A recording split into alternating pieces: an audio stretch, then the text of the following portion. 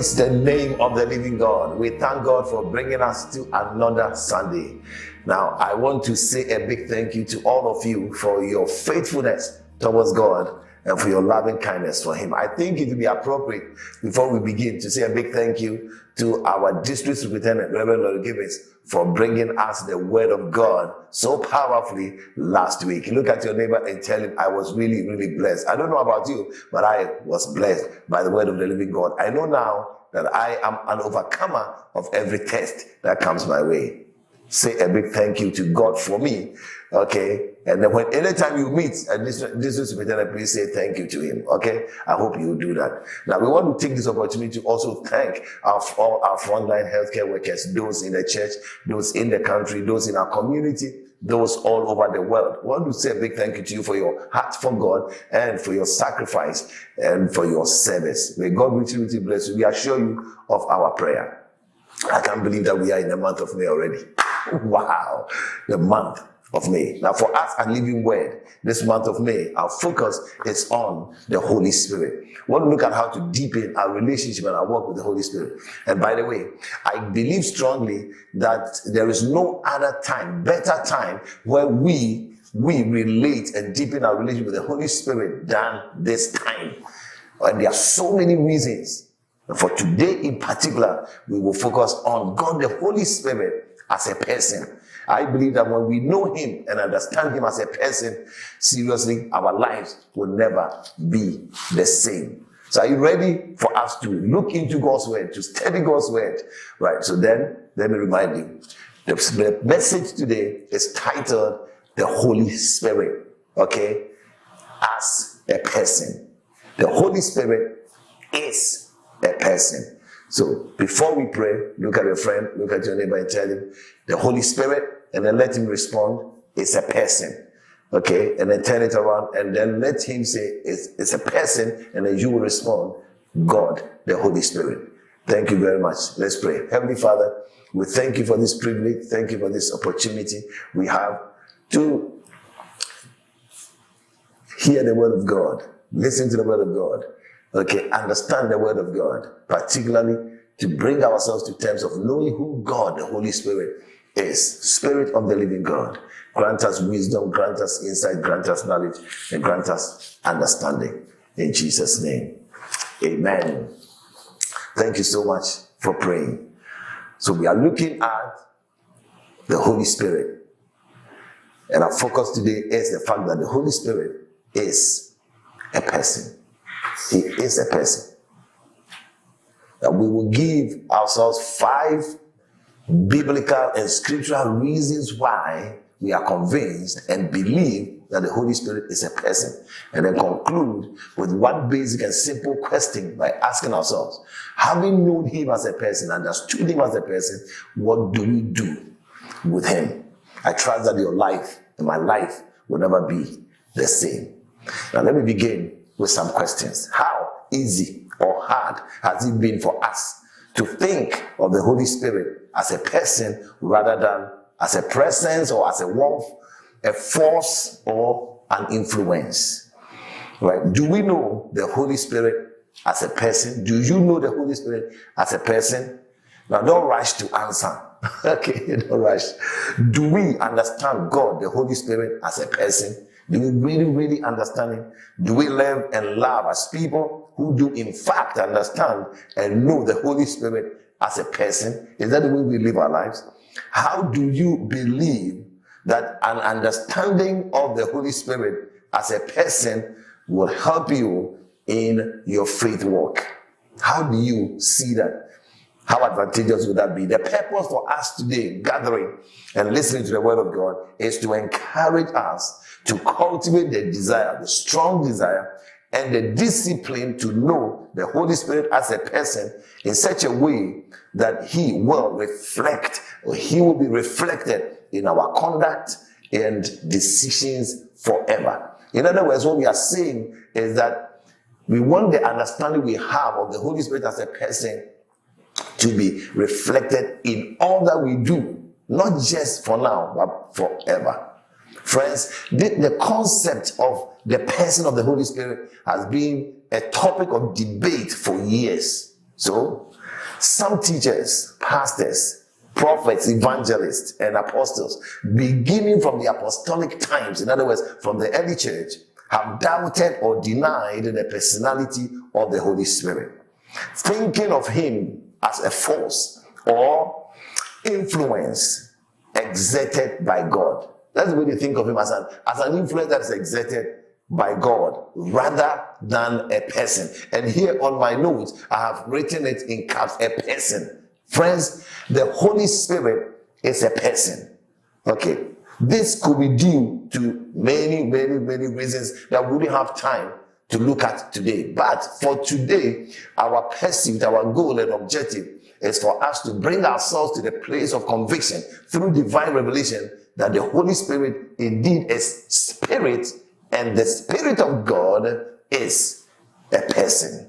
How are we going to do that? How are we going to establish the personhood of the Holy Spirit? We are going to do that from divine revelation. So in the Bible, we see so many reasons, but we'll look at 5 of them. Okay. The first one is the personal nature of the Holy Spirit. The personal nature of the Holy Spirit. The second thing we're going to look at is the personal relationship of the Holy Spirit. Okay. The third thing we're going to look at is the personal attributes of the Holy Spirit. The fourth thing will be the personal activities of the Holy Spirit. And then the fifth thing we are going to look at this Sunday morning is the way and manner in which the Holy Spirit is treated in the scriptures. And then we will conclude with our question. What do we do with him? What do we do with him? So in trying to do that, let's try to establish, okay, maybe the difference between matter and then spirit. Spirit. Now, I know that we know basically from chemistry, from whatever physics, that matter is anything that has weight, that has size, that has shape. Okay, so for example, this Bible, or this jug, it's a matter. This stone, this nicely carved stone, okay, this is a matter. Or even the communal emblem, this one, it's a matter. Why? Because it's a shape, we can handle it, we can feel it. All right, so we have it. The handkerchief is the same. So we deal with matter all the time. Okay, so look at it. A.W. Tozer, in trying to give us distinction, gives us some of these ideas, and this is from him. Okay, basically. And then added by all. Now, spirit, he begins, is a specific and an undeniable and unidentifiable substance. Let me say one more time. Spirit is a specific and an unidentifiable substance. Now, if we cannot define spirit, okay, we can describe it. But the point is that all of us are materialists. We are materialists. To a large extent, all of us. In fact, we are born into a material world by material parents. Matter. We see and touch material things. Put on material cloth. Look at what I've put on. It's cloth, right? It's material. Feed on material food, all right? And milk, and lie on material bed. We sleep, we wake, we walk, we drive, we talk, and live with matter. So much such that we have become so used to the matter, so much matter and material, to the extent that we find it very difficult to relate effectively and efficiently to the spiritual. The spiritual. It's indeed true. So matter is one mode of being and existence. We have to understand that matter is one mode of being or existence, and spirit is another mode of being and existence. So as I've said already, matter has certain characteristics. It has weight, it has dimension, it has shape, it has extended, and it's also extended in space. Spirit also has certain characteristics, and that's what we have to know. The spirit of a being has certain characteristics. One fundamental characteristic among others is the ability to penetrate things. Spirit can penetrate anything and everything and anybody. Spirit can penetrate spirit and personalities. For example, our body, this body of mine, this body of ours, this body is matter. Okay, 70% water and then dust. Okay, this body, but it's penetrated by spirit. Okay, now let's remind ourselves of what happened in the Garden of Eden. God created man in his own image. The Bible says out of the dust of the earth, God took it and then created man. And then man was just there, was dust, but God breathed into him. So the breath of God, the Spirit of God penetrated man, and man became a living soul. So matter and spirit. Okay, so let's it's very interesting for us to stay close to that understanding. Very interesting. So our minds can be penetrated by thoughts.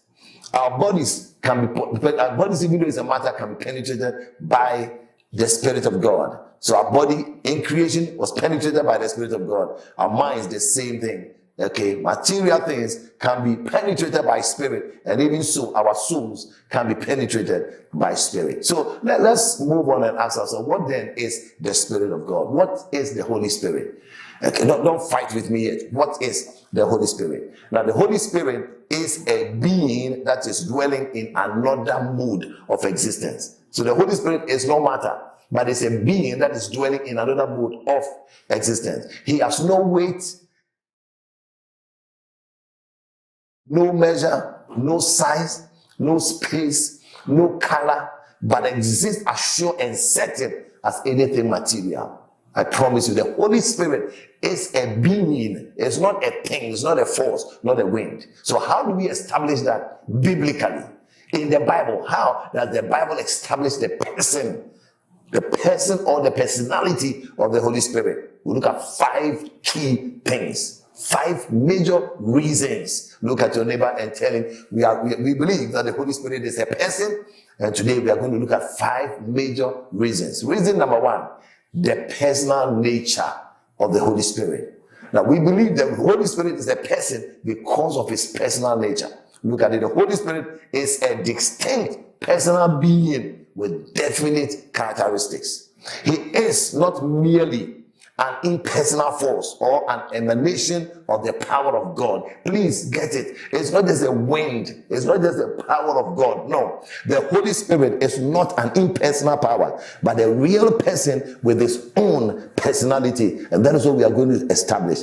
The Holy Spirit is a person with all the qualities and power of personality. So what do we mean by that? He is not matter, but substance. You know, like faith. Faith is the substance of things hoped for, the evidence of things not seen. So it's the spirit of faith. Faith is spirit. So the Holy Spirit is not matter. Please get it. It's not something like this you can see and feel. It's not. It's a substance. He is not a wind, a force, an influence, a river, a stream, fire, oil, or even tongues that we speak. Not non-personal and non-individual thing. That is not. So then please look at it very carefully. Then the Holy Spirit, please, if it's not all this, not matter, but a substance, what does it mean? The Holy Spirit has a will, has intelligence. The Holy Spirit has feeling and knowledge and sympathy and the ability. He has the ability to love, the ability to speak, to command, to think and desire, the same as any person has. So because of this personal nature, personal definite characteristics, we believe that the Holy Spirit is a person. That the second thing that reveals his personal nature is that the Spirit is the way he is described. The Holy Spirit, by Jesus himself before he left, he described him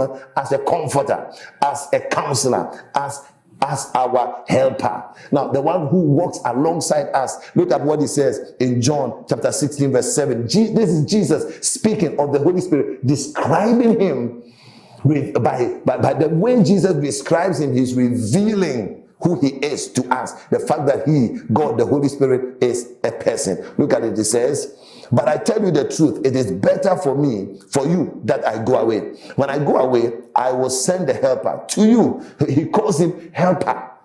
If I do not go away, the helper will not come. This is Jesus. Look at it one more time in John 14:16. I will ask the Father, and he will give you another helper to be with you forever. So Jesus presents him to the disciples as a person, as one of the same kind. He has been with them physically, but there's going to be another person, helper, who is going to come, who will be with them, who is of the same substance as him.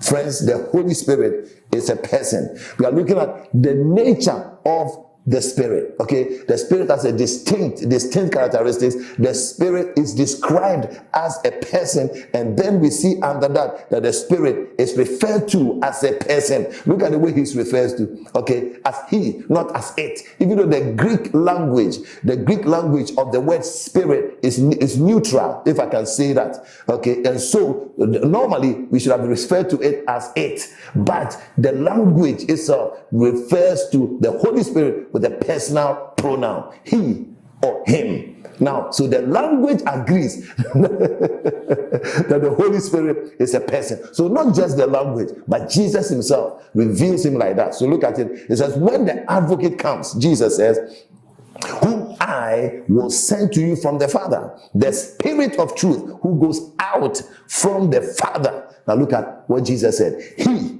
will testify about me. So Jesus believes that the Holy Spirit, it has the same personality. Okay, has a personality, is a person by the way he's described. So we have just looked at the one reason. The main reason is the nature of the Spirit. Okay, and we looked at the nature. Now the second reason why we believe the Holy Spirit is a person, all right, is because of the relationships that he has.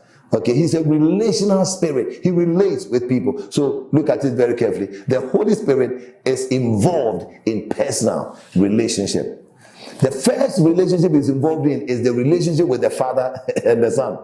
Look at the scripture in Matthew chapter 28 verse 19. The Bible declares, as Jesus gave command to his disciples, says, go ye into the world and make disciples, baptizing them in the name of the Father, the Son, and the Holy Spirit.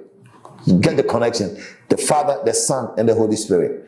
Now, listen very carefully from the way John put it. One more time. Jesus put it in the Gospel of John, chapter 16. It says, he will glorify me because it is from me that he will receive what he will make known to you. Pay attention to that very carefully. Jesus is speaking about the relationship that exists between him, the Holy Spirit, and the Father. It says, all that belongs to the Father is mine. That is why I said the Spirit will receive from me what he will make known to you. Friends, Jesus is convinced beyond every reasonable doubt that the Holy Spirit is a person because he is a relational being. But dear friends, he continues, use your most holy faith. And this is Jude speaking, the brother of Jesus speaking. He said, but dear friends, use your most holy faith to build yourself up. But praying in the Holy Spirit. So use your faith to build yourself up. Jude would admonish, praying in the Holy Spirit. Listen very carefully. Keep yourselves in God's love. Okay, as you wait for the Lord Jesus Christ with his mercy to give you life forever. You look at the relationship. Okay, holy faith to build yourself up. Praying in the Holy Spirit. Keep yourself in God's love. And then wait for the Lord Jesus' return. Okay, with his mercy to give you forever. Now, the Holy Spirit is not only related just to the Father and the Son, but the Holy Spirit is also relates to believers, to Christians. Look at the story in the book of Acts at the council in Jerusalem.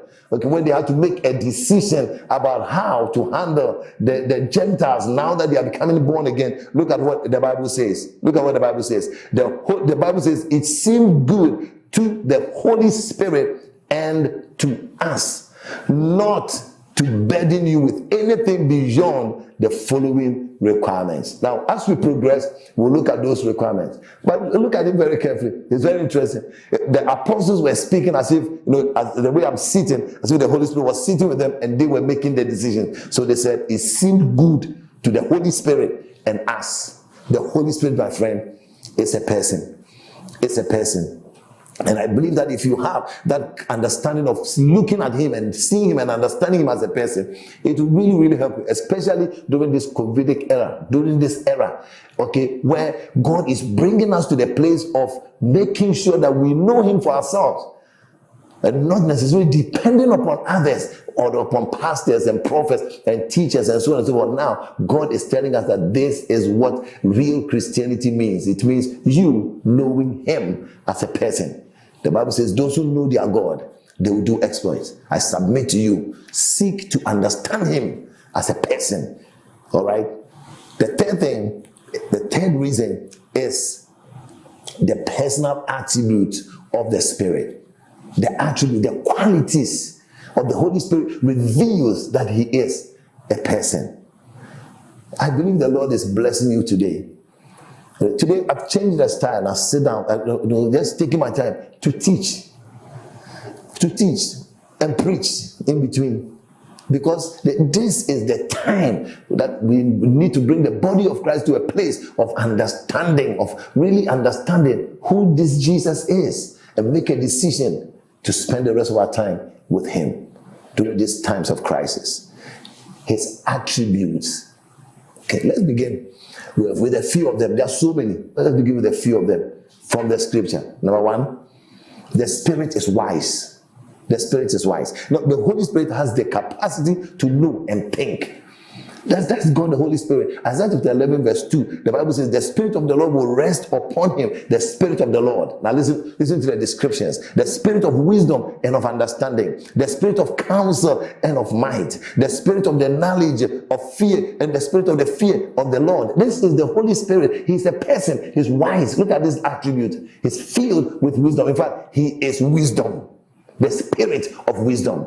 And this has to only, this character, this attribute can only be found in a person. Even though he's not physical like us, he is a person. He's wise.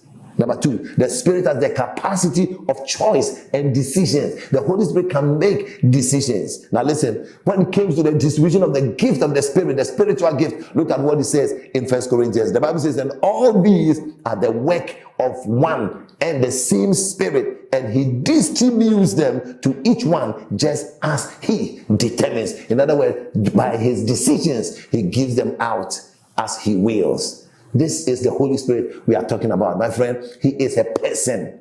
Know him like that. Number three, reason. The third attribute that we need to look at, or we are looking at here, is that the Spirit has the capacity to experience and express feelings. So when he has emotions, so to speak, when you do something and he feels it and it gives him joy, you can see that he rejoices. And then at the same time, when you grieve him, when you do things that saddens him, he also feels it. Look at the scripture. Ephesians chapter 4 verse 30, the Bible says, and do not grieve the Holy Spirit of God, which means he can be grieved, with whom you were sealed for the day of redemption. Don't grieve him. Okay, the attribute can also, the fourth attribute is just by us looking at the name, Holy Spirit. I want you to know that the Holy Spirit is holy. That is his attribute. That's who he is. My friend, all this reveal that he's a person. The fourth reason why we believe the Holy Spirit is a person is because of his personal activities that he does. Look, let's look at the personal activities of the Holy Spirit. There are so many of them. So many of them. His activities, his works, his workings with them, his dealings with people. So many. But let's look at a few. Somebody's asking, Pastor, what are the few? We'll look at about 10 of them briefly. The reason I'm doing this today, this Sunday morning, is, friends, because look, whilst we are in isolation, we need to take advantage of this season to know him. To know him. That's why today's message is a different dimension, because our focus on the month of May is to make sure we know the Holy Spirit, understand the Holy Spirit, because when we know him, we will do exploits in spite of this. And by the way, this is the conviction I have, that after this era, there's going to be a manifestation of God's power. There's going to be a move of God's Spirit that is going to bring in souls. But at the same time, God is going to lead us into dimensions that we have never thought of or imagined. Businesses are going to be blessed. Lives are going to be transformed. So get yourself prepared and pursue him. Just seek to know him as a person. Personal activities. Scripture speaks of several activities of the Spirit that can only be performed if he is a personal agent. Okay, from his attributes, from his nature, from his relational capacity. We have seen so many things. So some of them will be reflected in some of his activities, because who he is what he does. And what he does is a reflection of who he is. My friend, I am convinced beyond any reasonable doubt that the God, the Holy Spirit, is a person. Reason number one, the Spirit comforts. The Spirit consoles. The Spirit walks alongside, encourages, strengthens the weak. These are some of the activities. The Spirit teaches. And I like this scripture. Okay, I like this scripture in 1 Corinthians chapter 12, verse 13. The Bible says, this is what we speak, not in words taught us by human wisdom, Paul says, but in words taught by the Spirit, explaining spiritual realities with Spirit-taught words. Now, I want you to get it carefully. This is Paul speaking. So the Spirit comforts, the Spirit teaches, the Spirit. Third thing is that the Spirit speaks and commands, as we heard. Now listen to me, listen to the scripture very carefully. In Acts chapter 8 and Acts chapter 13, interesting things happen in the life of Philip and the life of the church, the Gentile church. Okay, look at what the Spirit did. The Spirit told Philip, go to that chariot and stay near it. The Spirit speaks. My friends, what is the Spirit telling you during this season? You know, my question ever since this pandemic began was to just ask God, what are you doing through this? And God, what are you saying through this? So please, just pause and then ask yourself, Holy Spirit, what are you saying to me through this? What are you saying regarding my business, regarding my family, regarding my life? What are you saying? I think it will be a very good time just for us to pause a little and then for you to just, wherever you are, just pray and say, Holy Spirit, Holy Spirit, I acknowledge you as a person. Speak to me. Speak to me. Speak to me. Okay, the Holy Spirit, He speaks. It's not just that. We are just looking at some of the activities. The Spirit speaks and commands. Not just that. The fourth activity is that the Holy Spirit makes decisions, as we have seen in the Council of Jerusalem. He made a decision. Okay, He says this is good. It seems good to us, to the Holy Spirit and us. And look at the decisions. You are to abstain from food sacrificed to idols, blood from the meat of strangled animals, and from sexual immorality. So He told them, the Holy Spirit agreed. This is what they said. Seems good to the Holy Spirit and to us, that we separate ourselves from these things. The Holy Spirit speaks, gives command. The Spirit guides. You know, the Holy Spirit guided Paul and his companions from preaching the gospel in the province of Asia. Please, let the Holy Spirit guide you and lead you. The Holy Spirit overrules human actions. The Spirit did not allow them to enter Bithynia, so they passed through Mysia. The Holy Spirit leads us, guides us. Please allow the Holy Spirit as a person to guide you in this life, especially during this season. When He guides you, you will never go wrong. Allow Him to guide you. There's one interesting thing I saw here, looking at God the Holy Spirit. Here, the person of the Holy Spirit, the way Paul describes the Holy Spirit, Paul calls Him the Spirit of Jesus. Don't worry, as part of this series, I will take my time and look at the names of the Holy Spirit. Okay, but isn't it interesting that Paul will call the Holy Spirit the Spirit of Jesus? He saw Him as people saw Jesus. The Spirit of Jesus, my friend, the Holy Spirit is a person. Through these activities, the Spirit convicts the world of sin. Convicts the world of sin. That is the works of conviction is by the Holy Spirit. He convicts the world of sin. The Spirit determines and distributes the spiritual gift, as we have looked at. And the Spirit interprets and prays for the saints. This is very important. The Holy Spirit interprets and prays for the saints. Look at it, Romans chapter 8, 26 to 27. The Bible says, in the same way, the Spirit helps us in our weakness. We do not know how to pray. The Spirit intercedes for God's people in accordance with God's will. This personal Holy Spirit helps us in our weakness, prays through us. So when you are weak, when you can't pray, call upon Him, acknowledge that He is a person, He's in you, ask for His help. That's the reason why He is called the Spirit, called the Advocate, called our Helper. No, these activities proves beyond that the Holy Spirit is a person. The Spirit assures believers of the adoption. He gives us the assurance. Look at what He says in Romans chapter 8 verse 16. The Bible says the Spirit Himself testifies with our spirit that we are God's children. We are God's children. Now, the conviction of you being a child of God is based on the conviction that the Holy Spirit gives you. Okay. Are you sure you are a child of God? Are you sure you are a born again believer, child of God? Yeah. That's the work of the Holy Spirit. Okay, so these activities are not just limited. Let's look at the fifth reason why we believe that biblically, scripturally, the Holy Spirit is a person. The final reason is because of the way he's treated. The way he's treated, he can be treated, okay, in the scriptures. Okay, so the Spirit is treated as a personality. We'll look at 5 things under that. First of all, the Spirit, but you can blaspheme against the Holy Spirit. You can say evil things against the Holy Spirit, demean him. Look at what Jesus said. He said, and so I tell you, every kind of sin and slander can be forgiven, but blasphemy against the Spirit will not be forgiven. Jesus is saying the Holy Spirit can be blasphemed. So look at him as a person. He can be blasphemed. Don't blaspheme him. The second thing is that the Spirit can be lied to. Now Peter with Ananias, when he went and sold the land and brought the money, pretending as if that was all. Listen to what Peter said. Ananias, how is it that Satan has so filled your heart that you have lied to the Holy Spirit, that have kept for yourself some of the money you received? Friends, the Holy Spirit can be lied to, and I hope you are not right now whenever you are lying to the Holy Spirit. Okay, some people can use the pandemic and say, oh, because of the pandemic, I can't go to church. I can't even join by phone. I can't even give anything. I can't even give anything to the poor, to the needy, or to the food bank, or I can't even. And for most people, maybe the common thing they will say is that, oh, I can't even pay my tithe. I won't do it because I don't have it. It is between you and God. Are you lying to the Holy Spirit, or you are living the truth? No, the Holy Spirit is a person. Oh, he can be lied to. So don't lie to the Holy Spirit. He can be blasphemed. Don't blaspheme the Holy Spirit. The third thing is that the Spirit can be quenched.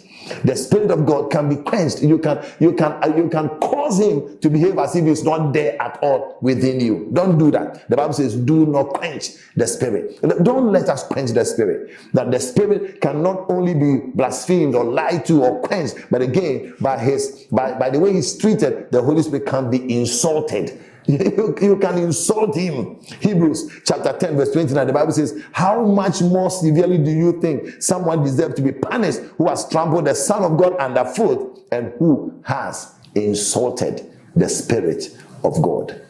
Wow. Friends, he can be insulted. Not just that. Look at number 5. The Spirit can be resisted by the children of Israel. Look at Acts chapter 7 verse 51. The Bible says, you stiff-necked people. Stephen addresses the people. Your hearts and ears are still uncircumcised. You are just like your ancestors. You always resist the Holy Spirit. Friends, the Holy Spirit is a person. Stephen, in speaking to the children of Israel, drew their attention to the fact that, look, they have been resisting and they don't have to continue to do that. This morning, as we have looked at the person of the Holy Spirit, I believe strongly that you are convinced. You are bringing yourself to the place of knowing that indeed the Holy Spirit is a person.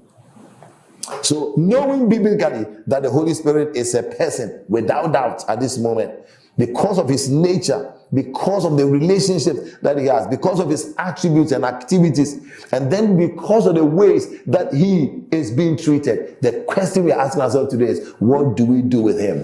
What do we do with God, the Holy Spirit, who now we know and believe and are convinced that is a person? Look at 2 scriptures, and I want to encourage you. The Bible says, Romans chapter 8, 12 to 14, and I like it in the New Century Version. It says, so my brothers and sisters, we must not be ruled by our sinful selves or live the way our sinful selves want. If you use your lives to do the wrong things your sinful selves want, you will die spiritually.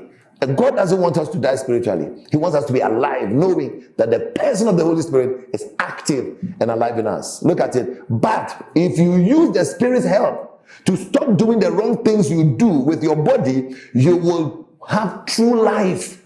The true children of God are those who let God's Spirit lead them. No, the true children of God are those who let God's Spirit lead them. Please let God's Spirit lead you during this season. Now look at it again, Romans chapter 12. Verse 1 and 2, I like it. It says, so brothers and sisters, since God has shown us great mercy, I beg you to offer your lives as a living sacrifice to him. I beg you, I plead with you. Your offerings must be only for God and pleasing to him, which is the spiritual way for you to worship. Do not be shaped by this world. Instead, be changed within by a new way of thinking. then you'll be able to decide what God wants for you. You will know what is good and pleasing to him and what is perfect. What do we do with him? What do we do with him? There are so many things you can do with him. If you are living well, like those ones living well, what I'll tell you is that once you know God the Holy Spirit as a person, please love him. Please live for him. And then please reach out always to him, and then reach out to the world with him. Many things. Don't live in sin. Okay, if now that you know, don't live in sin. Okay, give him attention. Give him attention. Give him time. Spend time with him. Ask him to continue to reveal his person to you. The Bible says, ask and it shall be given. It says, ask me of the nations and I'll give it to you. So ask him that you want to know him. Ask him. Cultivate the habit of acknowledging his presence as a person. Please cultivate that habit. Always do that. Love him with all your heart, your mind, your soul, your strength. Worship him in spirit and truth with all your person. Believe, no, not sing to him, praise him, adore him, prostrate before him, dance before him. He's a person. Dance with him indeed. Please. Okay, depend or deepen your fellowship with him as a person. In other words, what we are saying is that follow him, be like him, desire to be like him, trust him, obey him as a true friend, serve him as a person, present your body to him. And then, as we read from the scripture, let him lead you. Let him lead you. Please, love him, please. Live with him, please. Reach out to him, please. Reach out with him. Now, reach out to him. Let me ask you a question. Now, let me ask you, please. Are you ready to present your body to him with all its functions and with all it contains? Your mind, your personality, your love, your ambition, your all. Are you willing to yield it to him? Now, if you are willing to yield it to him, then please focus on the person of the Holy Spirit. So I'm looking at the acronym of the word person. P-E-R-S-O-N. Person. Look at your neighbor and tell him, focus on the person of the Holy Spirit. So the word P means pay attention to him. He's a person, so pay attention to him. The word E means embrace. Embrace his presence. Please embrace the presence of the Holy Spirit because he's a person. R, reverence him as a person. Please reverence him, worship him, adore him, praise him, thank him. He's a person. Focus on him as a person. Please pay attention to him. Embrace his presence. Reverence him with all your soul. S, serve. He's a person, so serve him. Serve him with all your heart, with all your being. Submit to him, surrender to him, serve him. Do what he tells you to do. Please, he is a person. He's in you, he's with you. Oh, obey him. Obey him totally. Obey him completely. Obey him with all your will, with all your emotions. Please obey him. And then end. I've been struggling to look at what the end should be. But what I came up with, maybe no sin. Or maybe let's put it this way. Never sin against him. Never sin against him. But it doesn't mean you may not err, you may not cause blunder or whatever. But because he's a person and lives in you, if you listen to him, he will help you walk with him without sinning against him. God, the Holy Spirit, is a person. Wow. Wow. I believe that God is speaking to you. God is speaking to you. And you believe strongly right now that he's a person. Friends, the Holy Spirit is a person because from the Holy Scriptures, his nature, his relational capacity, his attributes, his activities or works, and the way he's treated in the scriptures authenticates it and affirms it. So, dear brethren, if this is true, then I admonish, please focus on him as a person. As a person. Pay attention to him. Embrace his presence. Reverence him with all your soul. Serve him with all your being. Obey him completely and never sin against him. Amen.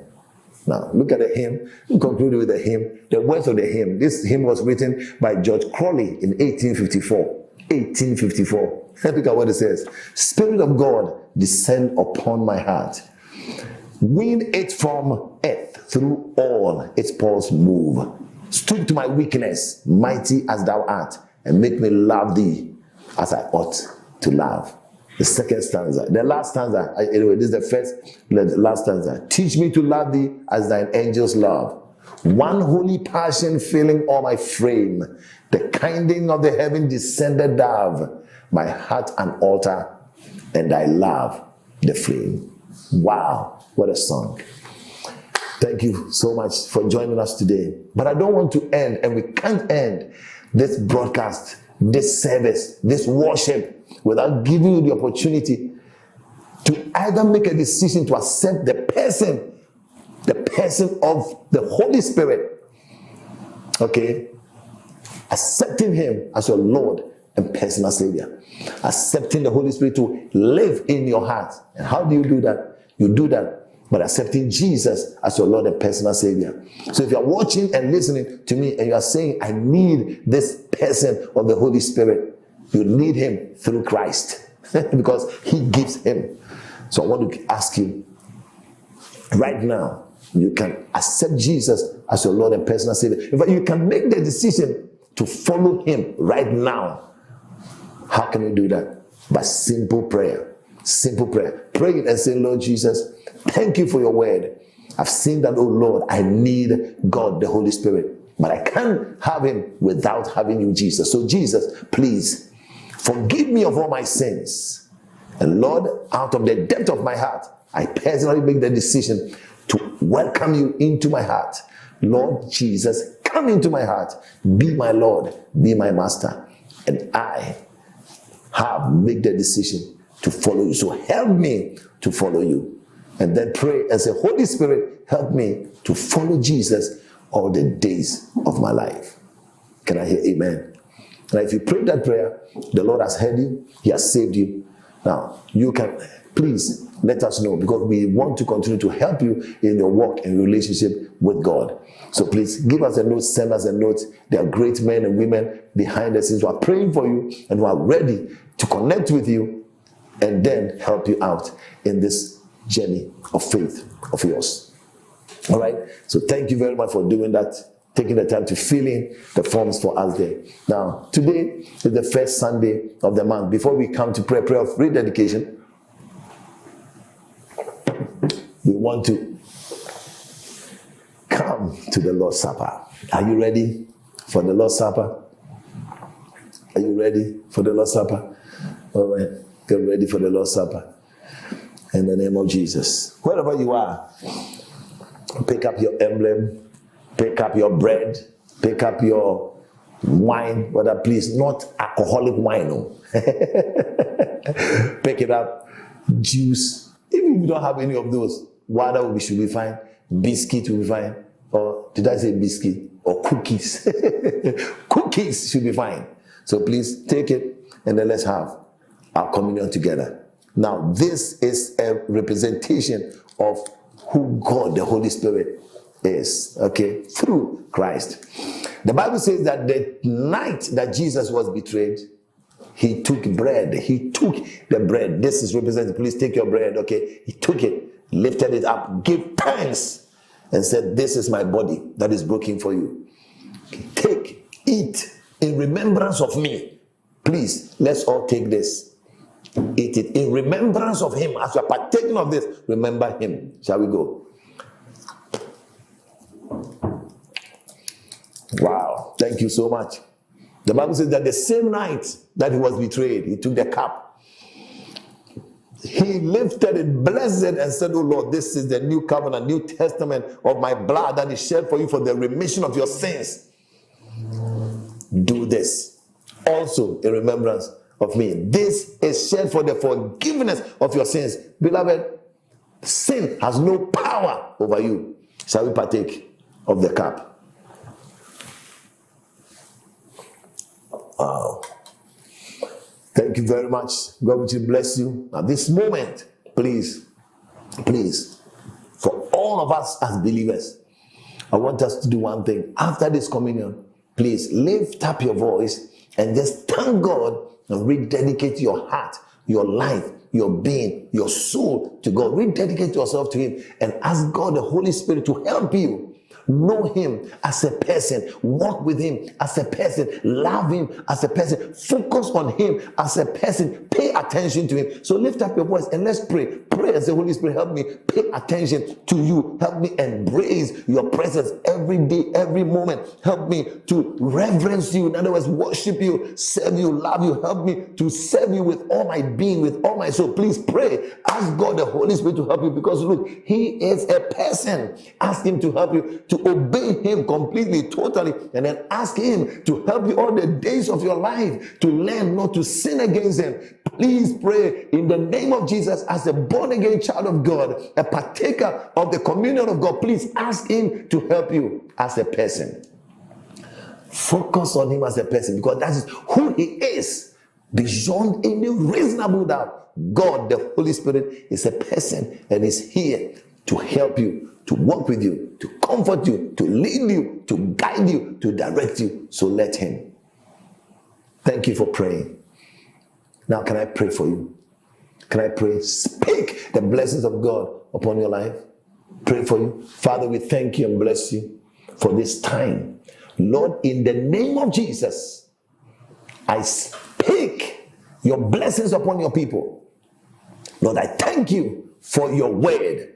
We bless you for the word. Help us, Lord, to focus on God, the Holy Spirit, as a person. Lord, pay attention to Him. Help us, Holy Spirit, to pay attention to you, to embrace your presence, to really do our best to reverence you. In other words, worship you, to serve you, submit to you, surrender to you, and then to obey you, oh God, and help us, God, the Holy Spirit, to learn not to sin against you. In the name of Jesus. Now, Lord, for any person going through any form of challenge, any form of struggle, any form of pain, I rebuke and command the spirit of pain out in Jesus' name. Lord, any sick person, I declare him healed by the power in the name of Jesus. And Lord, right now during this season, Lord, we move into our long-term care homes and we declare the residents who have tested positive, who are battling COVID-19, oh God, with their lives, I speak your healing power over there and I declare them healed in the name of Jesus. Thank you, Lord. Thank you, Lord, for causing a decline in it. And Lord, moving us to the next phase smoothly in the name of Jesus. We have prayed. Can I hear amen? Shout a big amen. Amen. Now, let me release the blessings of God upon your life to go out there and love God, the Holy Spirit, as a person. Love Him as a person. Okay? Love Him as a person. Are you ready? Psalm 20. May the Lord answer you when you are in distress. May the name of the God of Jacob protect you. May He send you help from the sanctuary and grant you support from Zion. May He remember all your sacrifices and accept all your burnt offerings. May God Almighty give you the desires of your heart and make all your plans succeed. May we shout, may the world shout for joy over your victory and lift up our banners in the name of our God. May the Lord grant all your requests. In Jesus' name, shout amen. Amen. Let's affirm the anointing to go out there and love God the Holy Spirit as a person. Let's go. He anoints my head with oil, my cup runs over. Surely goodness and mercy shall follow me all the days of my life, and I will love God the Holy Spirit as a person forever. In Jesus' name, amen. God bless you and thank you. I'll see you next Sunday. Remember, it's Mother's Day. So through this week, please pray for a mother. Look for a mother somewhere and be a blessing to the person. Love you. Stay blessed. Stay at home. Okay? And stay safe. Bye-bye.